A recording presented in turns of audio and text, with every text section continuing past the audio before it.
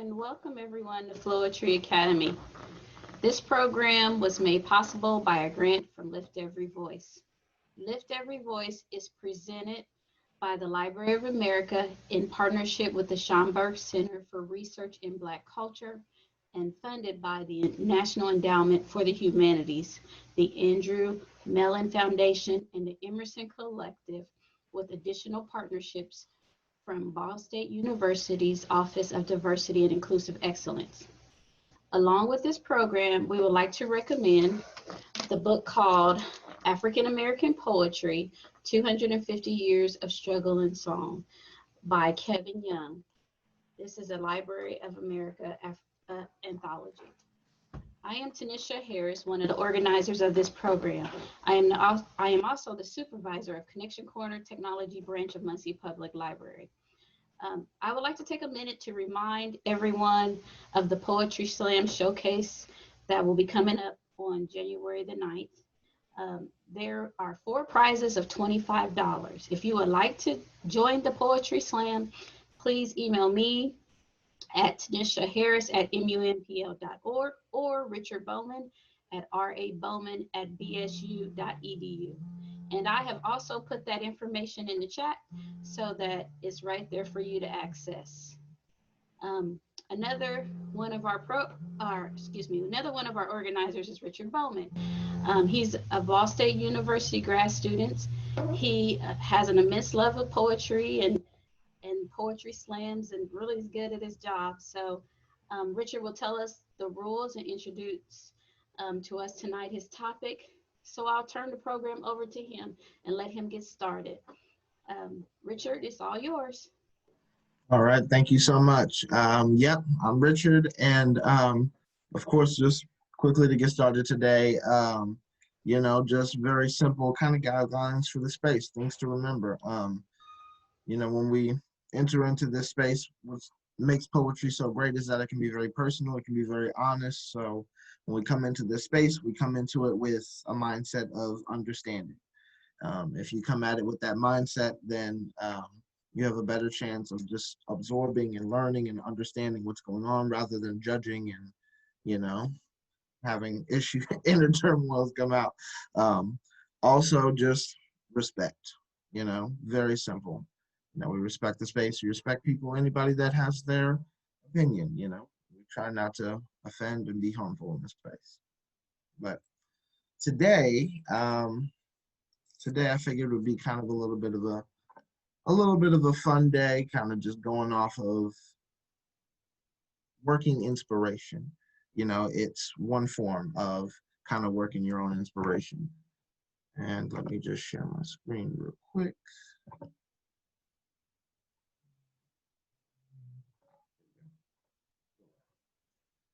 Now here we're looking at, it just says after ...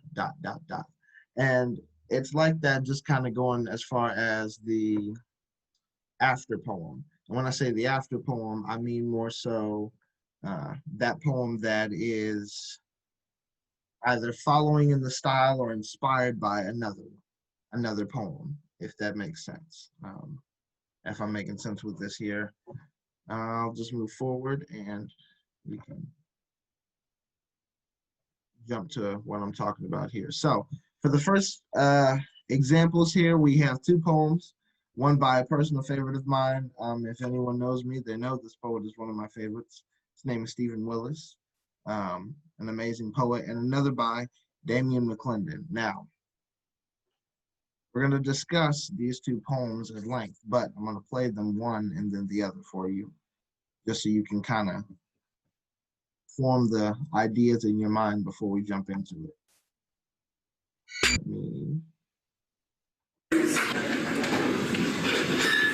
Good evening, class. No, I'm gonna need you to talk back to me. I said, good evening, class. Good evening. Good evening, class. Good evening. Now, perhaps I should start tonight by informing you that I am bilingual. That the Queen's English that I speak so eloquently before you now, it's not my first language, no. My grandmother never used such diction when she spoke me up in the welfare line amongst the other dwellers. But when she called down to me from the project window for them to know, we spoke a little Southern fried English. grandma said. Big Mama hid it under her tongue when she headed for northern cities during the Great Migration. Scholars call it African-American vernacular English, but my guys, they call it slang. The man calls it Ebonics. I call it America's Creole. The last remaining squad birthed from a European and African pidgin turned into the dialect of the doughboys. The bass that appeared to the rap with rhythmic lyrics spoken everywhere from the trap house to the liquor store. From the HIV tested clinic to the bus stop, Ebonics is the official language of the undefined black culture. The native tongue to the underrepresented black American, and long before I received liberal art degrees and stood at opposing in academic settings, I was born on the south side of Chicago. And managed to garner up enough street cred from the School of Hard Knocks to qualify me to teach you all a few of my languages essentials. So hipsters, I hope you have your notepads ready, because this is Ebonics 101. Chapter 1. Any English word that holds an I-N combination where the I becomes an A. Like Billie Holiday couldn't sing, that girl could sing. If Martin did all that walking, I wonder if them feet stand travel all them miles just to hear freedom ring. I wonder what he was thinking. Chapter 2. Any English word that holds an O-R combination where the R sound becomes silent. Like Emmett screaming, don't beat me no more. Like Rodney screaming, don't beat me no more. Like Trayvon asking, what is you following me for? Chapter 3. Any English word that holds an ER combination where the ER becomes an A. Like in the great quote from the linguistic scholar, Miss Lauren here. And even after all my logic and my theory, I add a motherfucker so you ignorant niggas hear me. See, there's culture in these words. The beating back of my speech come from years of carrying a black experience. The verbal diaspora of Africa shapes our spine. We cross our teeth like the middle passage. Dot our eyes with strange fruits. Curve our S's with mid-Atlantic roots. You cannot expect us to be slaves to your phonetics forever. And just like our history, we will define the structure of the Jim Crow grammar. Refuse to speak within the lines of your Mason Dixon diction. You cannot correct this. Context this. Connotate my accomplishments. See me be black male. Use double negative to make positive. He will write into the black story no longer subsists. He will write into the clinch fist. Synonymous with a clinch fist. He will write into the black male able to live, be, exist. Class dismissed. Okay, so that was that one. That was Ebonics 101. Keep those initial thoughts flowing. Now, I'm gonna stop share real quick. Initial thoughts. What are we feeling? What are we thinking after Ebonics 101? I absolutely loved it. I thought it was amazing, and I loved his diction and the way that he enunciated everything, and how like you knew like what was supposed to stand out and what you were supposed to pay attention to. Yeah. His command over the words is very powerful. His command over just his rhythm, his cadence. It's very masterful the way he goes about it. What else? What else we thinking initially coming off of that one?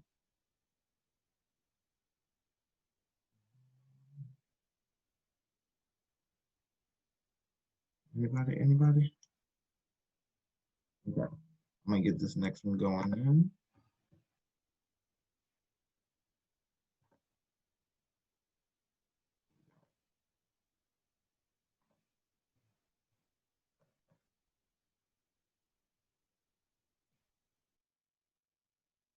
So, me and my son getting ready to go to the grocery store, right? And after he puts on his shoes and gets on his coat, I'm like, is you ready to slide? And I watch his face scrunch into a question, and he's like, slide? But Daddy, I thought we was going to the grocery store, not the park. And this becomes a teaching moment.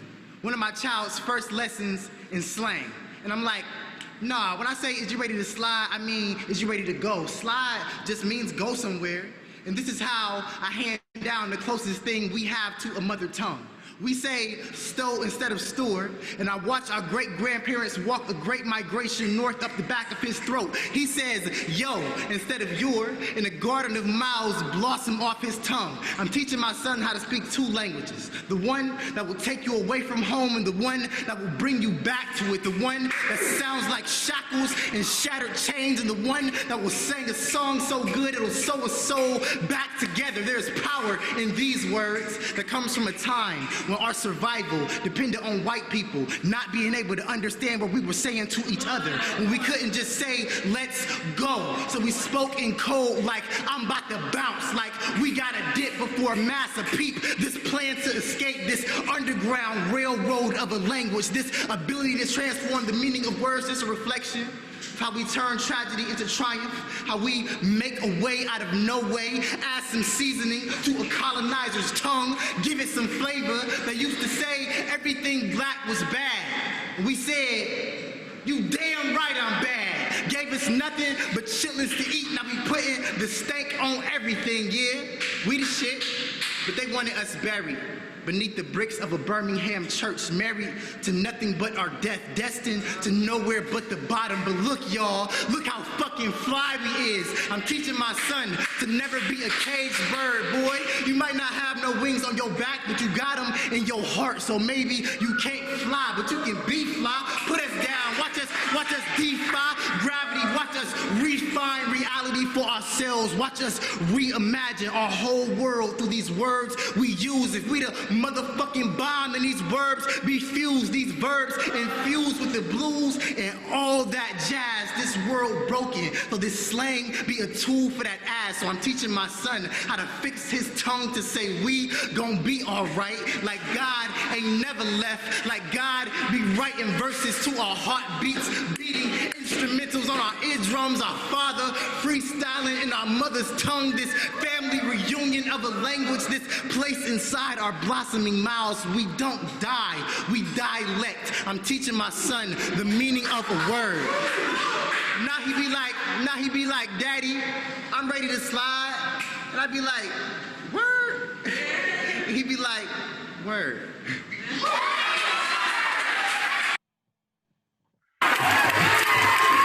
No, that's too long. There we go. All right, now that was Damian McClendon's. Now, the one thing about those two poems, very quickly, I'll get back to those questions, is actually that second poem is titled Word after Stephen Willis. This is a very common thing, you know, poets will do whenever we model after another poet or something like that. You know, we give acknowledgement. Thoughts off of the second poem, thoughts and impressions. I really liked how he compared the two quote unquote languages. But yeah, I really liked how, like, he said that one was like shackles and chains and the other one was freedom. That really spoke to me. Yep. His command over the language there was very powerful. It put some really impactful images in your mind, you know, for sure. What else? To me, it kind of like taking back something. It was taking back something that was taken away. And he kind of gave it to his son, to teaching his son, moreover, so that he understands why people say and how they're speaking and stuff. So, yeah. Yeah, definitely. I mean, there's definitely that feeling of reclamation. Like we're taking back ownership of the thing we created, you know, because it's not, you know, less than. It's so complex. Like you could barely wrap your mind around it, but we understand it so fluidly. But, you know, but definitely going back off of that. Some questions here. What was the theme or message that connected the two of them, and what made them unique? What connected them, and what made them completely different from one another?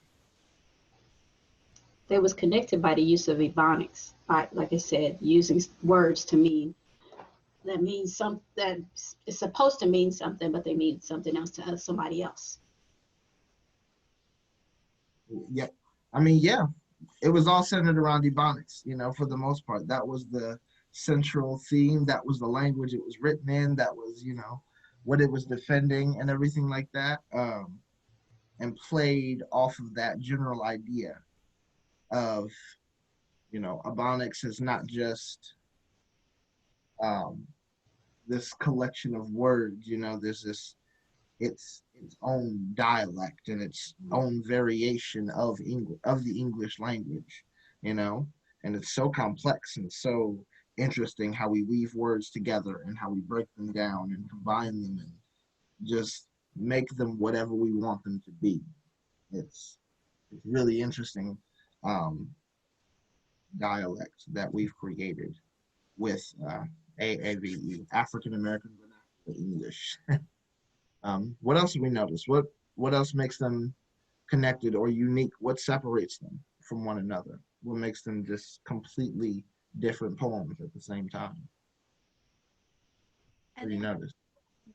One thing that makes them different is because, like, the first one he was talking about like the difference between the two languages, and the second one he was talking about like why it's important to show, like, what he was saying his son, but like others and other generations, like why it's so important for them to learn this and know this.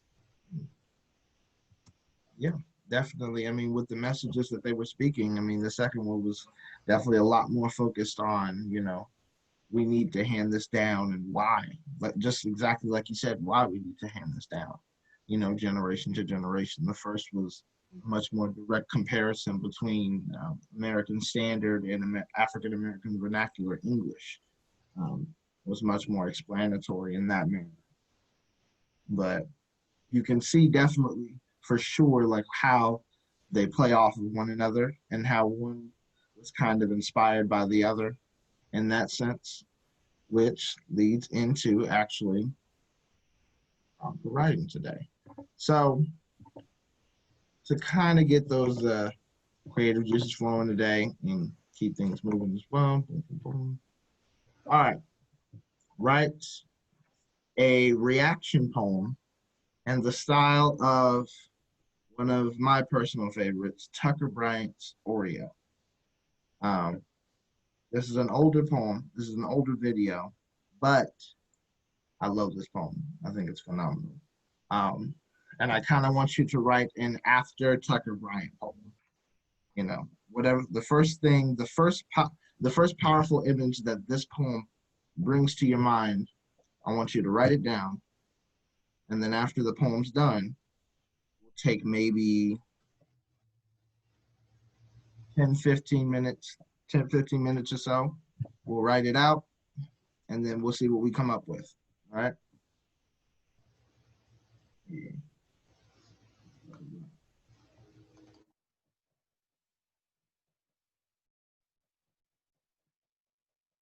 I miss the days when junk food could pass through my stomach faster than a train without brakes. When I was a kid, I gobbled enough gobstoppers to finance my dentist Mercedes and chewed through chocolate till my face exploded in a collage of pimples like pepperoni pizza because who needs middle school crushes when they've got Hershey's Kisses? The art of snacking was always carefree and fleeting until I had my first Oreo. There I was, swallowing them whole while the other kids would twist them apart. Licking off the cream before discarding of the brown shells like used Kleenex, Stacy said, the white part just tastes better. The irony of all this is that my mother used to say that you are what you eat, but the first time somebody called me an Oreo, nothing about this skin felt sweet. When somebody tells you that you are not really black, they'll smile a shade of ignorance that expects you to wear their words like a medal. They expect you to cling to those words as if their bigotry is the closest thing your hands will ever come to touching white privilege. When somebody calls you an Oreo, they'll hit the emergency ejection button on their throat and force a laugh that assures you that you'd be a fool to be offended because this is a pat on the head. This is how they thank you for not forcing them to swallow the parts of you that don't sit right in their stomach, in their suburbs, in their supremacy, Stacy. Thank you for proving that you don't have to call me your dog to make me feel like you own me. You are the reason I cannot lift my hand in a lecture hall without feeling like a traitor to my own complexion, as if the only way for me to jumpstart my career was to stand on a free throw line. She called me an Oreo because I was the first shade of brown that she hadn't seen on the O'Reilly show. I was the first shade of brown that hadn't been served to her in a Starbucks coffee cup. And whitewashing is adding creamer to your coffee because you've become dependent on artificial sweetener to make it easier to swallow. Because you love the caffeine but can't stand how bitterly the blackness binds to your tongue. But forgive me, for refusing to sugarcoat my skin whenever you need a pick-me-up. Your compliments are as hollow as a papier-mâché smile, and I refuse to shake hands with somebody who thinks that mine belong in cuffs. Blackness is not something we abandon the moment we grow too large to fit your television screen, and I will never, ever, ever stay silent in a world that expects me to leap out of my own ancestry just to earn its approval, because acceptance means more than looking for a mirror inside somebody else. What makes you think the best we could be was a reflection of you? So pardon my French, but fuck you and your Oreo, Klondike, York bars, and peppermint patties. Stop calling us candy. You're feeding us empty calories, and they will never fill us.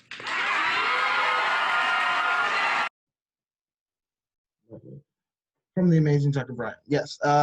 So that was Oreo. Prompt again to write a poem in reaction to or in the style of this poem here. Oreo. Challenge here, based off of the previous workshops. Try to see if you can, throw in some command of alliteration, end rhyme, and internal rhyme. Let's see how creative you can get on that front if you feel up for it, if you want to try it out. But reaction poem, Tucker Bryant, Oreo. There's a lot to digest in that poem. But we'll give it about 10 to 15. All right. Bring it back in. And would anyone be so willing to share something? Or at least something that stood out to them about the poem. And if you feel so inclined to share, something you have written, please do. We're welcome. We're open to hearing. Any thoughts, impressions, anything anyone wants to share?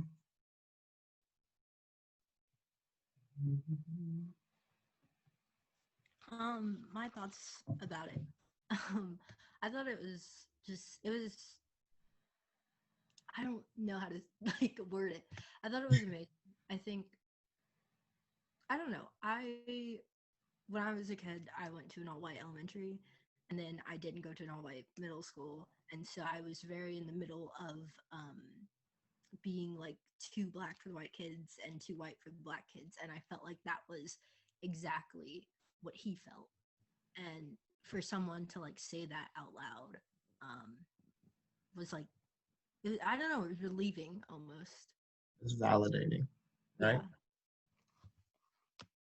Yeah. You know what you felt, what you experienced. Definitely.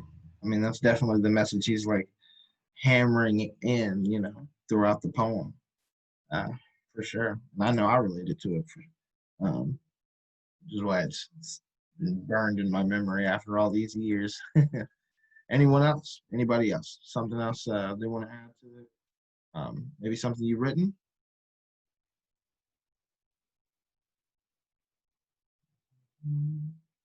Nothing? Well, okay. So, of course, I chose this for a reason. I do have something I can contribute. I wrote this poem as kind of my response to the Oreo poem. I wrote this a few years after this poem was written, the Oreo poem was written. It inspired it sometime later, but still kind of inspired it. Let's see. I have a very serious addiction to Oreos. Can't get enough of the cookies and cream. As a kid, I was much worse. I would devour double-stuffed Oreos without stopping to take a breath, pop them like pills, milk, no milk, it didn't matter.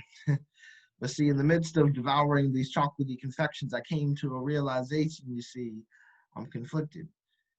I'm conflicted, you see, because, I don't know what type of black man that I should be.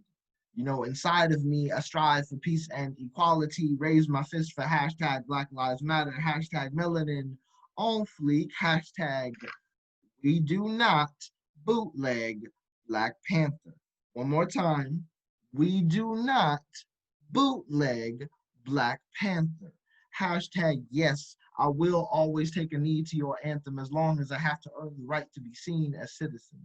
As long as I have to earn that right, you have to earn the right for me to pledge my allegiance. Cannot force this patriotism with verbal abuse and scorn when my ancestors, current family, and myself have experienced firsthand how this country was never taught to love me, but I can't get too upset. Because I've got this other side of me, you know, the Black man that has to play the part of the peaceful protester, Black man that wants that honest money, you know, that has to be okay eating Oreos without brown shells, that understands why the Oreo is milk's favorite cookie, how easily the white goodness sinks in, making it easier to swallow. No need for a spoonful of sugar to help the assimilation go down, the racism go down, the hate go down. No wonder when you take it out of the milk, there's sometimes more white than brown. No wonder too much milk and the whole thing falls to the bottom, forgotten and unwanted. No wonder too much milk and the chocolatey confection falls apart, leaving only the cream intact. No wonder the Oreo is milk's favorite cookie.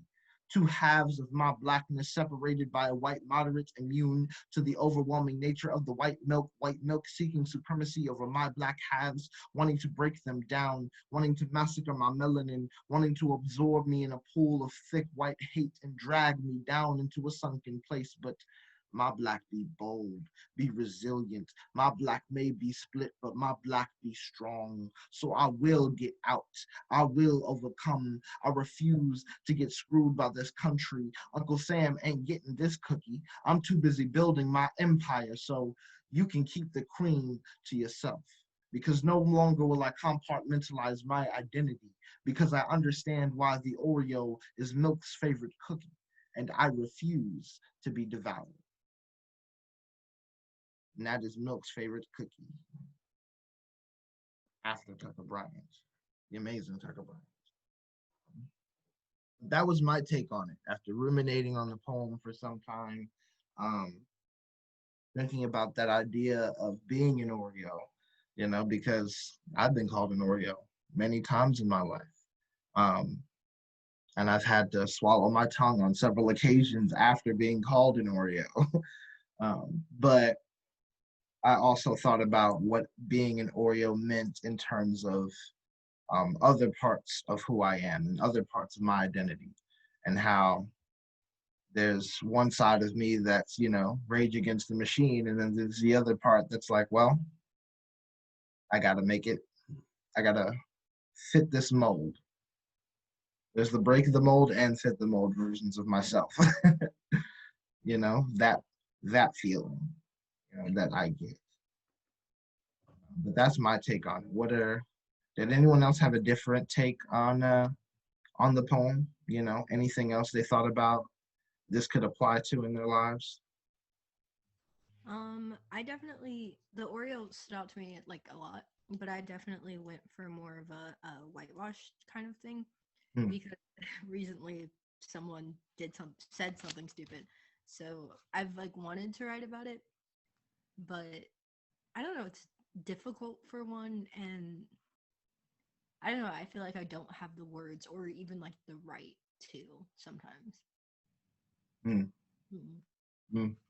I mean, that can be a powerful barrier.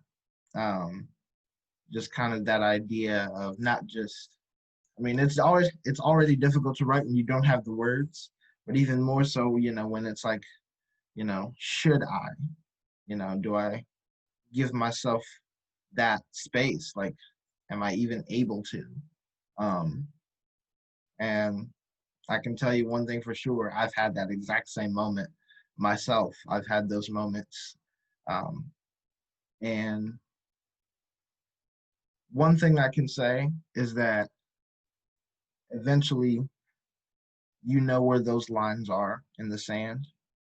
But the general thing is if you're speaking your truth, then there is no limit to your expression. You know, if it's your truth, if it's genuine, then it's yours to express. It's yours to put to the page. You don't never have to share it with anyone. But if you have that feeling, what's great about it, especially with poetry, is that it's like I can put this to the page. I can get it out there. No one ever has to see it. No one has to know it. No one ever has to know it exists. But for me, it's here. I got that there, you know, if that makes sense, if that helps. It, to me, too, is all eye-opening. Um, it's, I feel like there's things that, even though he said certain things, I feel like you felt that before, but you've never said it. And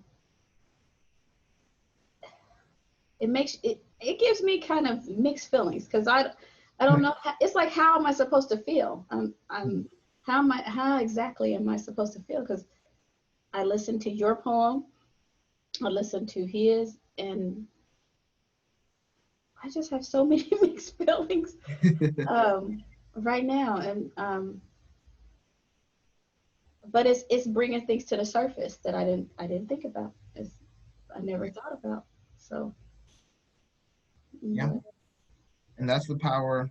That's the power of it all. Ultimately, it's bringing certain things to light that other people may not be even thinking about. It might not even be in their realm of perception at that.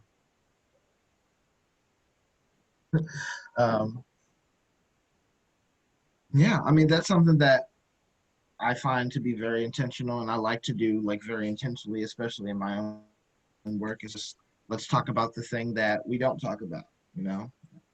I listen to a lot of poetry and go to a lot of slams and drop in on things, and I'm like, okay, this is what people are talking about. What is it people aren't talking about that needs to be said out loud? You know, that sort of thing. Finding that message, and it can be very enlightening. Like, my first reaction when I heard that poem was, you know, I didn't know other people felt like that. I didn't know other people felt like this too. It was like, wow, so it's not just me.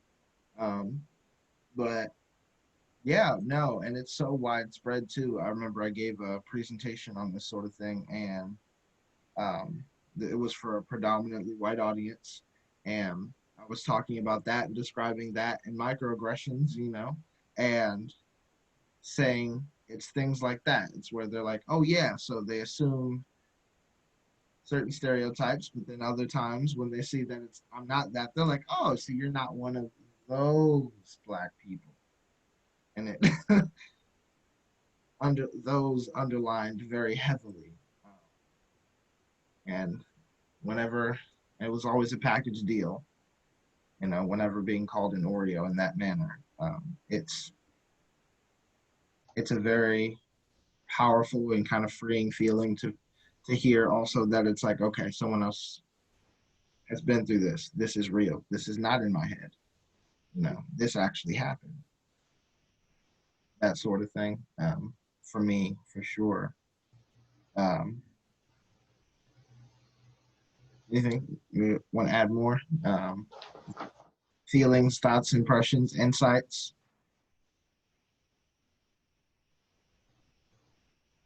No. Anybody want to share anything? Anyone get inspired? You write something, a line or two?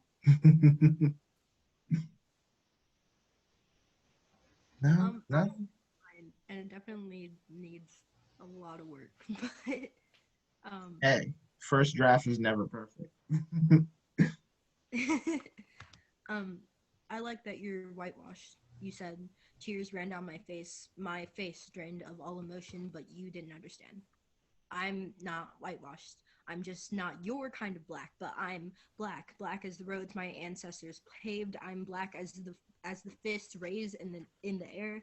I'm Black as my brothers and sisters who die for doing absolutely nothing. I'm not whitewashed, but just because I haven't felt the lick of a whip on my back doesn't make me any less Black. And then I don't know. Very good. Very, very good. Thank you. Very, very good. Yes, I can see you. You definitely kind of took that. You know, I get a real sense of, you know, your impressions and really what you took from the poem too. You know, you made that very clear, and there was a common thread throughout. Weaved your words together very well around that idea and around that impression. Thank you. Very well. Great job. Definitely, definitely.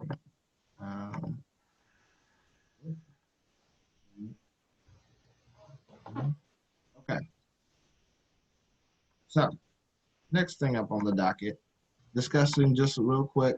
I'm gonna pop this up and but putting yourself in the performance. This is the idea that I want to put in your heads, just going through like, and each and every one of those performances and each and every one of those slams, each performer put a piece of themselves into what they were doing. There was, you know, definitely some showmanship and everything like that, some dramatization, but people always connect most intently when you put yourself into your performance, when they can see an honest human being on stage or just standing across from them or, you know, what have you, because, you know, real power comes in, especially in a good performance or a good speech or whatever, when you can move the crowd of 3 people in some hole in the wall, or you're in an auditorium filled with thousands. It's the same energy. It's the same personality you give in each and every one of them. I, for one, I'm very, I have like my own specific style that I use when I perform, and with my writing. I'm very honest with my writing. I'm very blunt. I like to give things to you directly as I'm speaking. That way they're all digestible in that moment. You know, I like presence, for example. So I'll do one more. But with this poem especially, I chose this one for the listening of just my kind of specific style. I want to see where you see the honesty, where specific, if you can pick out moments where I'm giving you something specific, if I'm telling of my personality. And then afterwards, what we're going to do, I'm going to challenge you to turn your mics on. No. And you got to give me at least 2 lines. It can be of, you know, I can put a poem up. If you're, you know, you can just message me privately in the chat and, you know, I'll put a poem up. You got to give me 2 lines that you have to give me at least 2 or 4 lines, 2 to 4 lines. I'll say that, 2 to 4 lines. I think 4 would be better, but at least 2 lines. That kind of give me a sense of you as a speaker, as a personality. Put your own twist on the words. You know, I either want to hear your genuine voice, or you can message me privately in the chat. I'll put something up, but I want to hear from you, and then we'll switch it. We'll go mic off, screen on, and then I want to see it. And then we'll put it together. So we'll do audio, video, and then put it together. Because we're going to put together a full look for you. I want to get a sense of who you are, just a snapshot. All right? Let's see if you can pick apart at least, you know, some of my tricks. I'm going to be a little sneaky. So let's see if you can, you know, figure me out. This is a definition poem. You'll get there very quickly. An empath is someone who understands the mental or emotional states of others in a way that defies conventional science and psychology. An empath possesses the power to perceive the feelings, thoughts, and energies of pets, people, plants, places, or possessions, which is to say that there are people in this world who know trauma when they see, smell, or sense it, whom, upon interaction, wield the ability to break down barriers of repression, dive down into the deepest depths of your soul, and dig up every skeleton you couldn't fit in your closet. They can sense it all. To see through the laughter that barely keeps the tears at bay, and feel the pain you've desperately tried to hide behind the curtain. They just can't help but notice the battered child behind it. So there's no point in hiding. No point in trying to combat the connection because you'll always find that empaths cannot be fooled. And see, I only know this because I am one. And I suppose that's why I don't like large crowds of people. Being an empath means living life as a double-edged sword. With every plunge into someone's psyche, I expose myself to their energies, their pain, and more often than not consumed by their personal trauma. So sometimes the sudden surge becomes just too much to handle. And I say this to let you know that when I say I see, I may not always know what was done to you, but I know what it's done to you. My gift is sight and sound. Meaning I can hear the gunshot still ringing in your ears. I can see the bruises brandishing bodies even under all that concealer. I can hear the screams that fell on deaf ears, and I can see the remnants of blade flowing through folds of flesh, and I can track the marks back to the scene of the crime, and in some cases, I am able to feel your pain, but only when it's akin to my own. I've fallen down the rabbit hole to hell so many times. I know exactly how you got those scars. I know their stories, their histories, from past to present. I only wish I knew of their futures. Everything you wish they could tell you, they are screaming in my ears, and I just wish I could get you to hear it.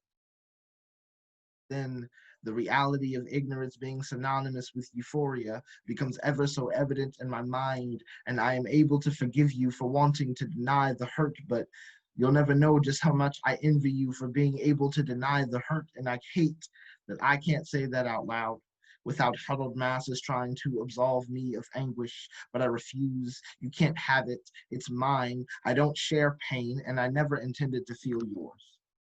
It's just who I am. I just can't stop trying to fix you. I just can't help trying to help you see the light, that there is a light out there somewhere. And I don't know where it is, but I can point you in the right direction. And that is Empath. Newer one. I'm working on the title. It's not finished. But it's one of my favorite definition poems. What did you notice? What did you hear? You know, everyone has particulars about the way they perform, the way they say their lines, the way their cadence flows. What are some things you picked up? You noticed? Sorry, I feel as if the very beginning, when you had like the two lines of definition, I feel like the way that sounded and the way that flowed was completely different from when you were going into your own personal experience about being an empath and like sharing people's pain and feeling that. And that really stood out to me because I heard it before I realized it. So I don't know, that was really like, for lack of words, it was cool. But Thank you. Yeah, I mean, that's definitely one of the more powerful things about poetry and performance of it that can really be helpful. I enjoy playing with the sound of words and different ways I can, switch that up to manipulate it so that people hear the words the way I want them to hear them. They feel the rhythm the way I want them to feel it. It's a lot of it is trying to take as much control as possible. I'm a bit of a control freak with my poems, and that's just a little bit of me. What else do you guys pick up on?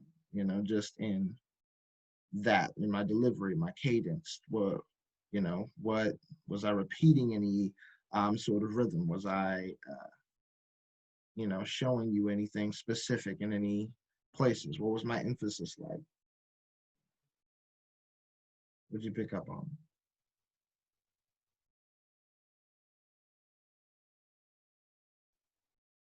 Nothing? I kind of felt like you were explaining something you see, and you're trying to fix something. You've always tried to fix. And when you said you couldn't stop trying to fix you, and it's like there's something there. There's somebody there that um, I don't know what happened or anything. I just know that it seems like somebody is something that happened that you're continually working on, you're continually trying to fix, you're continually trying to do, and it kind of I don't know if it's you, if you're saying you, or if it's somebody else. So I'm not exactly sure. So it's you're definitely close in that interpretation. It's it's a communal it's a communal thing. For Okay. me, I'm a fixer by nature. I'm the type of person that if there's a problem, I fix it. That's just what I do. You know, people come to me with problems, I fix them. It's what I do all the time. And I'm so used to it. Sometimes I have to stop myself and make myself ask, "Do you want me to fix your problem?" Yeah. You know, it's taking those moments to, because that's what I do a lot sometimes. But yeah, I mean, it definitely happens sometimes with friends and other times with acquaintances and sometimes with strangers. I'm just like, do you want help? I will offer you help if you would like it. But you know, um, it's one of my it's one of my things I'm working on. Yeah, you know, that's definitely one very close interpretation to the poem there and the message that I'm conveying, especially there at the end. Um, a lot of it. My favorite part just going through, especially, is just kind of the end, that last part. I pay very special attention to how I end every poem. When does it feel like the end? That's another question I ask myself a lot. When's the end? It's like I could keep writing this poem forever and ever and ever, but got to end sometime. And for that one especially, it's that feeling of, you know, no one knows the right path to take, the perfect choice to make, but I can point you in at least the general direction of good choices, of positive thinking, of good ideas, things like that. Um, but yeah, and just even in talking about this, you know, these are things that, you know, I feel these are personal to me. These are little nuggets that um, make me happy that, you know, you notice, because these are things and parts of myself, parts of my personality, parts of myself as a writer that I have woven into my performance, you know, and it feels good to have you recognize that, because that's something that writers can do very unintentionally. They can reveal a lot more about themselves than they realize in their work, but there's something to be said about when you do it intentionally, when you intentionally leave a piece of yourself in your writing, you give that to people, you know, that kind of vulnerability enables people to be drawn in. You know, that's something that I found. Audiences are a lot more willing to, you know, connect with what you have to say when, you know, kind of make that first step. And they're just like, hey, I'll be human with you if you be human with me. Mm-hmm. You know, so without further ado, I'm going to challenge you one by one, if you would. Unmute yourselves and give me 1 or 2 lines. I'm hoping for 4, but 1 or 2 lines that you can give me. It can be something you've written. I can put something up. It can be a song you have in your heart. But I want to hear a snippet of your personality. I want you. I want, like, what's the most you sound? What's the most you way to say? What's the most you way to perform? Okay? Now, if Tanisha, if you wouldn't mind starting us off while you're up on screen, if I may.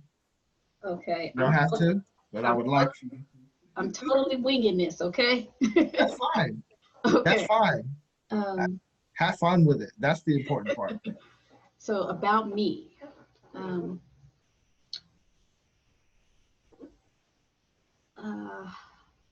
A little shy, a little afraid, but never backing down from oppositions, continuing to try, continuing to go forward. I don't know. I don't know. It's good. Never a failure, never a quitter. Just keep going. No matter what, just keep moving. That's good for me. That's good. That's good. Yes. That is good.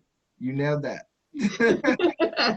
Hey, I had to try. I mean, that's what's important. You went for it. And I mean, what's nice about that too is whenever it's like off the dome too, you can't help but also put a little of you in there too. Yeah. And so you get that genuine feeling, Yeah. which was good. Thank you. You're Thank you so welcome. much. Okay. Have fun with it. Okay. Next. Would anyone like to volunteer to go next? I started writing. But Oh, there we go. Material. you want mic on and camera, or? You can do that. You can do camera if you wish to, because I mean, you can throw in some body language, some visuals too. Get a sense of your personality, your performance personality. We're gonna try and just get a little snapshot today. I am unapologetically myself. I walk through the streets, confidence on my shoulders, laughter in my mind, crashing through crowds, leaving this colossal reaction of me in your memory. I am proud. I'm able to be myself, to break free from the restrictions of life's and expectations. I am unapologetically myself, or at least I wish I were. You see, the problem is I'm sorry. I'm sorry that I'm myself, that I am me, that I'm not your expectation of who I am, that I leave this imprint of something broken, something completely and totally battered, of not what you want to be. I am sorry. That's all I have. Hey, that was fantastic. Yes, it was. Thank you. That was fantastic. Thank you. Yes, Thank you for sharing, putting yourself out there, doing that. It was, I got a good sense of you. Yeah. And that, it felt nice to get a good sense of who you were, not just as a writer, but as a person, Mm-hmm. And it's such a powerful thing, that connection, being able to see someone for who they are, just even for that moment. Thank you for sharing that with us. Thank you for sharing yourself with us, I'll say. Got one more person. Stuart, would you like to join in? No? I don't think I got anything for you right now. You got nothing? It's okay. I really wish I did, but It's okay. It's okay. I appreciate it anyway. Thank you for just being here. I'm taking it in. Like that's where I'm at right now. Okay. Well, hey, I appreciate you anyway. Main thing there, just talking, of course, just about giving that personality. The biggest thing about giving personality, like we talked about, is the humanity portion of it. I mean, this is a part of the humanities, the arts, and what makes this so powerful is that poetry is a reflection of humanity. You can see that also in hip hop. Like, if you think about hip hop, that's like, hip hop expands every facet of reality today. There is hip hop all over the world in some form of every culture. It is there, it's present, and it is indicative of each individual portion, each individual culture, each individual person. It's a reflection of reality. So is poetry. That's what makes it so expansive and so powerful and so connective, is this endless network of, I'm gonna say it again, humanity. You know what I do have though? I've got lyrics to a song I wrote. I could read them as poetry rather than a song. Hey, I'm down with that. All right. So I was walking down the street the other day, and who did I meet? Nobody in particular, but I saw a lot of shuffling feet. All the people had their heads down in fear that they might fall. And I couldn't look away, wondering who'd look back at all. No one responded to my calls. So I'll just keep pushing right along till someone hears my song. Then I'll stop and wonder how I'm here before I let it go. All the things that pass me by, they sometimes get me down. So I shut my eyes and find my place within this growing crowd. But the people won't stop talking, even when there's nothing to say. And I just can't find the silence of the place where I can stay. There are too many voices in the way. So I'll just keep pushing right along till someone hears my song. Then I'll stop and wonder how I'm here before I let it go. When all certainty is faded and mountains crumble into the sea, we'll still be here in this moment, living out eternity. Through the years it took to get here and all my years to go, well, I just can't find my way unless that way is not to know. It makes me wonder why I ever show. So I just keep pushing right along till someone hears my song. And then I'll stop and wonder how I'm here before I let it go. That was good. Thank you. Thank you for sharing that with me. But it's expressive of me, I think. Yeah. You know, definitely got a sense of you, you know, and your personality, you know. Thank you for sharing yourself with us. Mhm. Thank you for sharing that with us for sure. It's a very important part of writing in general is, you know, writing what you know, and sometimes, you know you better than anything else. So inevitably there's going to be bits and pieces of yourself in your writing and in everything you do. That's very, very true for me in my work. There's a lot of me in everything I've written. And that's by default for a lot of us writers. But I mean, going forward from that, the big thing that can really comprise your personality as well is your style. And when coming up with your style, it's what makes you feel most comfortable when you're writing, when you're performing, when you're singing, what have you. It's, you know, what is your comfort zone? What is your natural, smooth rhythm, cadence? How do you like to go about it? You know, when you vocalize and verbalize your words. Me, I like to play with words. I like to mess with my syntax a little bit. You know, sometimes, you know, the end will rhyme with the beginning and middle and end, and maybe sometimes I'll pause here or there. And, you know, it's thinking and being very intentional. I'm very intentional with my pausing and my cadence. That is one thing that I'm very intentional with, and I like to play with when I perform and I speak. It's a part of my personal style. And when talking about putting a personality in a performance, it's also important to think about, okay, so what are things that I like? You know, what's natural about the way that I speak? What's natural about my cadence, my rhythm? And how can I enhance that? How can I further, you know, push that, make that, you know, much more interesting, and, you know, just kind of make it more appealing to the ear? Because one of the big things and tricks in poetry is that, like, when it sounds good, when it sounds really good, we're like, oh man, like, what are they saying? Like, I don't know what they're saying, but it sounds really good. So you match that with amazing lyrics too, and it's like, well, hey, you got magic on your hands. But think about, take a second, definitely think about, what is it that you like to hear from certain performers? Think about your favorite singers, your favorite actors. What are common things that they do in their performances? You know, are they big on pauses? Do they stretch lines out a certain way? Do they stretch words out a certain way? What are things that you like to hear? What catches your ear most in a performance? Anything you want to share on that level? Anything you notice? Like, think about your favorite singer, actor, performer. Like, what are some things they do that you really like? I definitely have my own style that I've like accidentally like found. I can't escape, but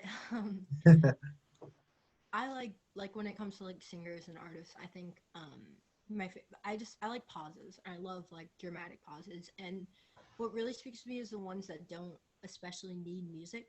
You know, it does like a pause without music that still like doesn't lead on to like a beat drop or something like that. It's just words, and I feel like it's meaningful because I feel like the silence says more than the actual words, no matter like what comes next. And I find that really just like I find that really attractive in like poetry and song. So I guess that's my favorite, but Mm. I can, but that's what I don't choose to do that. Yeah. Okay. Okay. Thank you for sharing that, for sure. Understanding your style is very important. And it influences the way you write and, the audiences you reach sometimes, for sure. Anyone else? Like, what are some things, about your style or, the style of your favorite entertainer, singer, performer, um, that really stand out to you, that you think makes them that great performer, or singer, what are some performance style things that stand out to you? Anything more? Just people that can make the crowd feel good. That can make strangers and the people around them just uplift from where they were to somewhere they couldn't be without it. I think that's a good performer to me. Yeah. So for you, it's a lot more of the feeling of the performance and the feeling of their words. It's that's definitely a powerful impact. Some of the best speakers in the world, the best performers in the world, like you said, they move people and they have that power over people to just make them feel things, and especially just even sometimes things they may not fully understand, they can understand the feeling that comes with it.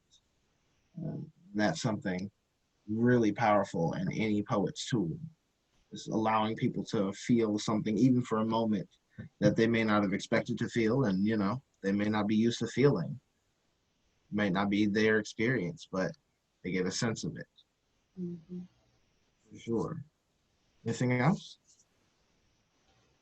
I feel like the sense of their confidence, just the confidence you have when you deliver, even if you don't know something, you deliver in it with confidence. It makes everybody else feel that you do. So Yeah. that's a big thing. Yes. They say, fake it till you make it. But honestly, if you sometimes, if you fake it long enough, it stops being fake. It's like, Right. it's like if you pretend you're confident long enough, you might actually wind up with some confidence. It's like, I think I can do this. I think I can do this. Turns eventually, I can do this. Yeah. I got this. I can do this. That moment where I think I can because I know I can. It's a great moment. It's a, it's a powerful moment for any performer, especially. A lot of the people that I worked with, I've coached, especially. A lot of them first told me the words they were shy, that they're scared of public speaking. It's something I've come across a lot, and I don't get it. I'll just be honest. I don't get it. Public speaking, I've done it for a while, but I will say, all of us are scared too. When it comes to that moment, it's a big moment for all of us. All of us are scared. Some of the best speakers in the entire world, not a single one of them is completely calm when they go to make these speeches, because we're all worried about those moments, those what can go wrong things in our head. But what's great about it and what can come from it in those moments of, moving people and getting people to feel things is getting past that feeling and understanding, okay, I know my stuff. I know what I can do. I know my style. I know myself.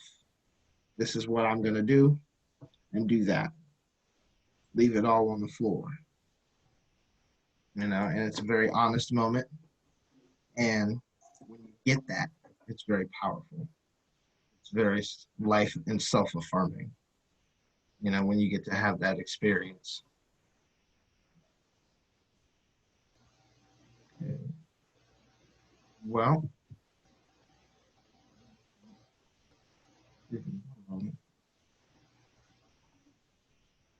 Zoom is having some giving me technical difficulties at the moment. Okay. All right. All right. Well, that covers pretty much, you know, the ideas that I really wanted to hammer in on you guys today. The after poem, the in response poem, the topics that came along with those, you know, talking about Ebonics, African American vernacular English, but thinking about the idea of, you know, just one poem inspiring another, but in a completely different way. You know, how, especially with everyone here, we all listened to the same poems and got different impacts from them. We all felt different things, and it came through in what we wrote and what we thought about. Same general understandings, but something different impacted us all. And leads to just much more thought-provoking literature in the end. You know, when we learn from one another, when we understand, we can take those ideas, mold them, and add to the conversation completely new ideas. And then when performing, the idea of just putting your personality into your performance, showing us that humanity, being, you know, vulnerable enough to be human in front of someone, and, you know, give them the opportunity to be human for you too. You know, because at the end of the day, what makes, you know, these connections possible is thinking beyond just, you know, the exteriors and the usual things in any division, and let it become, okay, person, let me get to understand who this person is as a being, as a whole. That's what I've got for you today. I have one work in progress poem I will leave you with before we close out today. It is new. It's very new. That's the thing. But it's very honest as well, and it's fun. I can find it there.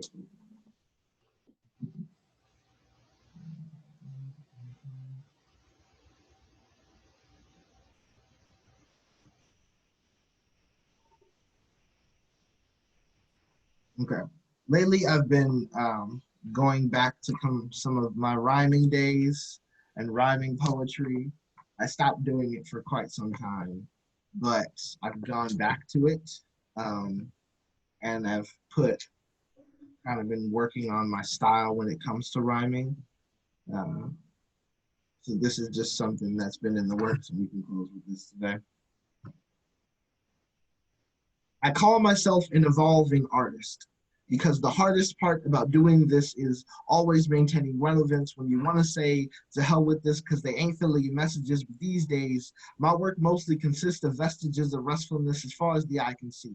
The rest, a compendium of crippling cries late in the night, but it's okay. I'll always fight despite the polar vortex in my chest. So most days, I don't feel anything. My poetry, my self-prescribed amphetamine, the only thing breathing life, not to be confused with a way to survive, because survival implies victory. Call my history, this agony anthology orchestrated by monstrosity, master of my cerebrum, echoing, you don't need them, and always has a reason to set this temple ablaze. On dark days, in many ways, these words are more potent than any antidepressant when I'm stressing, scratching, scraping from just one more hit, like maybe just one more metaphor, or maybe just a little more until I'm hooked on phonics, a revolutionary tonic, if you'll allow me to be honest. See, poetry isn't a game.